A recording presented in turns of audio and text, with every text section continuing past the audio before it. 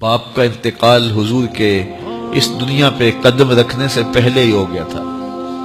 ابھی شکم مادر میں تھے کہ حضرت عبداللہ کا انتقال ہو جاتا ہے۔ در یتیم پیدا ہوئے، 6 سال کی عمر میں ابوا کے مقام پر ریت کے ٹیلے آئے تو وہاں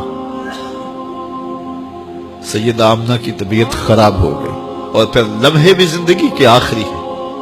سیدہ آمنہ نے محسوس کر لیا کہ یہ میری آخری سانس ہے۔ سیدہ پاک نے حضور کے سر پہ ہاتھ رکھا اور روتے ہوئے کہا کہ بیٹا، ہر نئی چیز نے پرانا ہو جانا ہے، ہر باقی نے فنا ہو جانا ہے۔ میں بھی جا رہی ہوں، وَذِكْرَ بَاقْ وَوَلَدْتُ طُهْرًا، لیکن میرا ذکر نہیں مٹے گا، اس لیے کہ تیرے جیسا ستھرا بیٹا چھوڑ کے جا رہے ہیں۔ یہ آخری لفظ تھے سیدہ پاک کے کہ سیدہ آمنہ سلام اللہ علیہا کا انتقال ہو گیا۔ خیر، حضور ماں سے لپٹ گئے، امی آپ آگے بولتی نہیں ہیں، لیکن خاموش ہو گیا تھا چمن بولتا۔ حضور نے وہیں پھر اپنی ماں کی تدفین کی۔ تدفین کے بعد ام ایمن کے ساتھ سواری پر بیٹھ جاتے ہیں اور چمٹ جاتے ہیں ام ایمن کے ساتھ، اور وہ جا کے حضرت عبد المطلب کے سپرد کر دیتی ہیں۔ تو حضرت عبد المطلب حضور کو آغوش میں لے کے بڑا روئے، اور ام ایمن سے کہا کہ میرے اس بیٹے کا تم نے خاص خیال رکھنا ہے۔ اور پھر انہوں نے اتنا خیال رکھا کہ میرے حضور فرمایا کرتے تھے، ام ایمن میری ماں کے بعد میری ماں ہے۔ 2 سال کے بعد حضرت عبد المطلب کا بھی انتقال ہو گیا۔ ابن حشام کے یہ لفظ سینہ چیرتے ہیں کہ جب امیر قریش کا جنازہ اٹھا تو سارا مکہ جنازے کے لیے امڑ آیا، لیکن لوگوں نے 8 سال کے ایک بچے کو دیکھا جو دیواروں سے لپٹ لپٹ کے رو رہا تھا۔ آج یہ سہارا بچھن گیا تھا۔ پھر چچا کی کفالت میں آئے، پھر ایک وقت آیا کہ وہ بھی اس دنیا کو چھوڑ گئے، اور اسی سال حضور کی اہلیہ کا انتقال بھی ہوا، اور اس سال کا نام عام الحزن، دکھوں کا سال رکھا۔ اہل مکہ نے جو سلوک کیا وہ کسی سے بھی مخفی نہیں ہے۔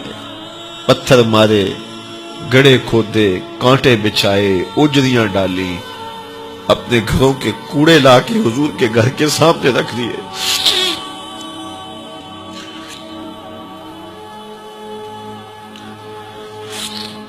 یہ کس چیز کی سزا دے رہے تھے میرے حضور کو؟ میرے حضور علیہ السلام نے پھر طائف کا سفر کیا کہ شاید وہ لوگ میری بات کو سن لیں، لیکن انہوں نے جو دردناک سلوک کیا وہ بھی تاریخ کا ایک انتہائی دردناک باب ہے۔ انہوں نے اوباشوں کے ہاتھوں میں پتھر دیے، اور جس راستے میں میرے حضور نے گزرنا تھا ان کو اس راستے پہ کھڑا کر دیا اور کہا ان پہ سنگ زنی کرو، اور وہ آقا کریم پہ پتھر مارتے، حضور کے پاؤں پہ پتھر مارتے۔ آقا کریم علیہ السلام پاؤں اٹھاتے تو وہ دوسرے پاؤں پہ مارتے، پھر حضور شدت درد سے بیٹھ جاتے تو ان کے 2 گھنڈے دائیں بائیں سے آگے بڑھتے اور حضور کو کندھوں سے پکڑ کے اٹھاتے، پھر سنگ باری کرتے۔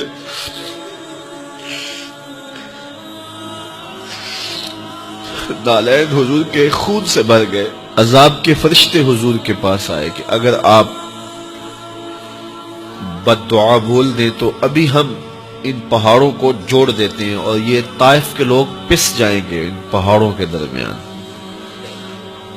آسمان سے پتھر اتریں گے، ان کے سر کچل دیے جائیں جنہوں نے آپ کو دکھ دیے۔ اب صحابہ جو ساتھ تھے انہیں بھی شدید آرزو تھی کہ حضور ان کے لیے بد دعا کرے، انہوں نے بڑا دکھ دیا، تو پھر حضور کے ہاتھ اٹھ گئے۔